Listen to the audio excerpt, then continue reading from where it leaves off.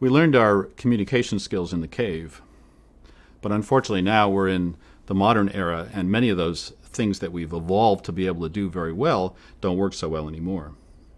We have about 10 million neurons that worry about our unconscious state of mind for every one neuron that's effectively firing away about our conscious state of mind. And what that unconscious set of neurons does is worry about our position in space, our personal safety. It tracks movement around us, and it keeps track of all the things that we need to do to stay alive and be safe.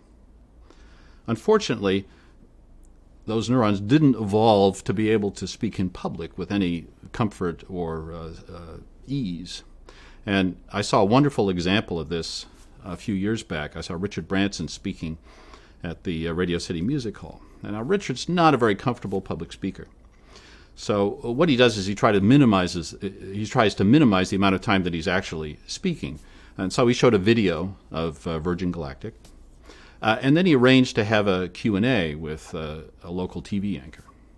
So the two of them sat down in two easy chairs, and Richard kind of crouched down because he's a humble, unassuming guy, and he put his elbows on his knees like this and his head in his hands. And the TV anchor felt that he had to do the same thing. This was completely unconscious, but the TV anchor was trying to make Richard Branson the hero of the moment. He was the alpha male, and so the TV anchor crouched down also.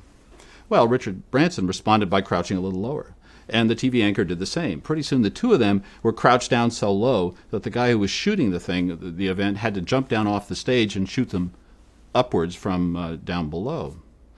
Well, this got more and more awkward, and the audience could feel that something was going on. But again, because of all those unconscious neurons, they didn't think consciously. They couldn't figure out consciously what the matter was until the TV anchor stood up, and there was this huge groan of relief. And he said, let's take some questions from the audience. And so what we find is when you get into these situations of public speaking and you're nervous about it, you tend to do strange things like Richard Branson. You crouch down perhaps. Or you get something that we call happy feet, which is you've got all that extra adrenaline, all that extra energy, and what happens is your feet start wandering all over the stage and your body follows along after your feet.